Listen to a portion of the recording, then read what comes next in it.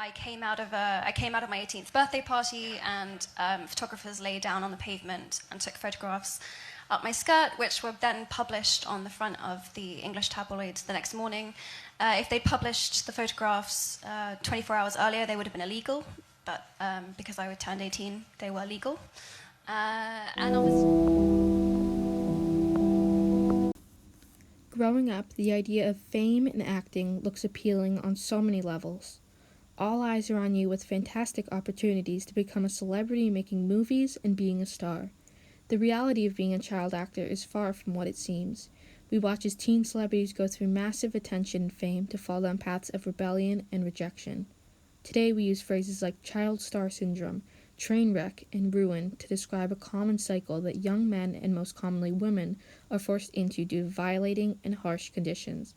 Child stars are often exploited and sexualized at young ages, unable to understand the situations they are in and have little power over.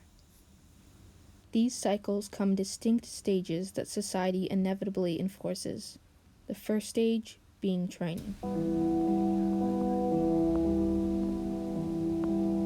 Once attention is noticed, it's hard to slow down. In this industry, parents and agents lack resources and understanding to help children stabilize their emotions and morals. Jennette McCurdy, star of Nickelodeon show iCarly in her teen years, talks about her mother in her new book, I'm Glad My Mom Died. She explains that her mother was fixated on making McCurdy a star.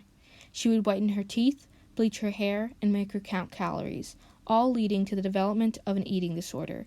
Similar experiences happened to young actresses Shirley Temple and Ariel Winter, and actors Aaron Carter and Macaulay Culkin. Although, it wasn't just parents making child acting a traumatic experience. Alison Stoner, a child actress and dancer, recently spoke up about the experiences of being a child on auditions. As Stoner explains, children are trained to switch appearance and behavior in an instant to impress the next random room of adult execs. 6 years old, I enter a sterile white room where a stranger stands apathetically behind a camcorder on a tripod. On cue, I perform the scene. This morning, I'm being kidnapped and raped. Ending in the fetal position under a chair with my body frozen in fear, I stand up, wipe my tears, and thank the stranger for the opportunity. I walk to the car, ruminating over my performance, comparing my screams to the other kids I heard from the waiting room. I am 12, and I am a machine. I'm currently contractually obligated to complete multiple overlapping projects. I'm president of a corporation with salaried family members and multi-vertical teams. Revenue models for billion-dollar media empires revolve around my peers and my faces, talents, and labor. Children are often unprotected. They face long hours, harsh conditions, and lack any parental support. Sarah Polley, Canadian actress and producer, goes into depth about this in her new book, Run Towards Danger, in the chapter Mad Genius, where she explains the conditions she faced while working on the set of The Adventures of Baron Munchausen as a child. Blasts of debris exploded on the ground around me, accompanied by deafening booms that made me feel as if I myself had exploded. A log I was to run under was partially on fire. The gigantic blast continued and shook everything around me. I ran, terrified, straight into the camera, tripping over the dolly tracks. Terry laughed and looked perplexed. What happened? He asked, as though I had just run screaming from a slow-moving merry-go-round. Once you are hooked into child stardom and trained how to be a star, the pressure begins to build, and it's hard to escape. So next comes fame.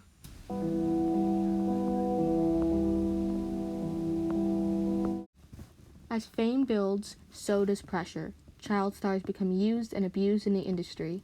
Young girls and boys in the spotlight are sexualized and made to feel much older than they are. An instance in the modern years happened when 27-year-old model Allie Michael made inappropriate comments on young Stranger Things star Finn Wolfhard's Instagram when he was just 14 years old. More examples of this are seen when Wolfhard's co-star Millie Bobby Brown showed up in W Magazine's article claiming that TV is sexier than ever. She was 13 at the time. But this has been an issue for many years. Former Disney star Cole Sprouse talks about his and his brother's trauma growing up in Hollywood, but specifically how it compared to the young woman he saw around him. He said, "The young women on the channel we were on were so heavily sexualized from such an earlier age than my brother and I that there's absolutely no way that we could compare our experiences. Children and teens lack a voice and power. They are put into a never-ending system that drains the life out of them. They face physical and sexual abuse that destroys them." We see many actors today speak out against the violence they face in the industry. People like Corey Feldman, Corey Haim, Drew Barrymore, Samantha Geimer, Joey Coleman, and so many more. From all this abuse stems PTSD, addictions, and trauma. This is seen in the final stage. Shame.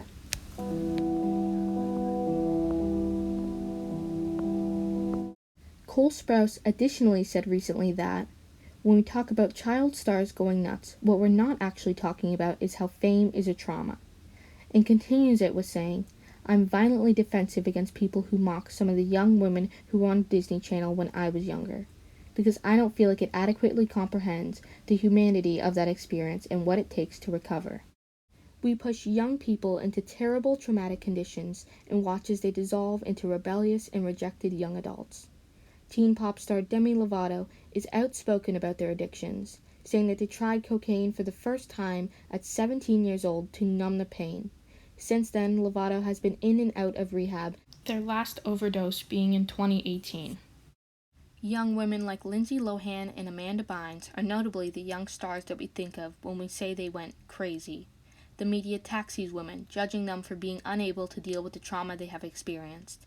In this clip of Lohan on The Letterman Show, we see her humiliated and violated by personal questions about her going into rehab. Now, aren't you supposed to be in rehab now? Do you not watch anything that goes on? I do. Tabloid now? Now here's what May 2nd. I was under the May 2nd. Yes. And how long will you be in rehab? 3 months. How many times have you been in rehab? Several. And how will this time be different? What are they rehabbing, first of all? What is on their list? What are they going to work on when you walk through the door? We didn't discuss this in the pre-interview. No, Just saying. but it'll be 3 months, and you no, I think to be honest, I'm the happiest when I'm working and the healthiest, and I think this is an opportunity for me to, focus on what I love in life, and I don't think it's a bad thing. I think it's a blessing, and to be able to, perhaps a lifesaver, a career saving. Yeah. Is it like alcohol? Do you drink too much? We've discussed this in the past. Oh, did we really? When did we discuss? Well, because See, I'm the one who's having the blackouts.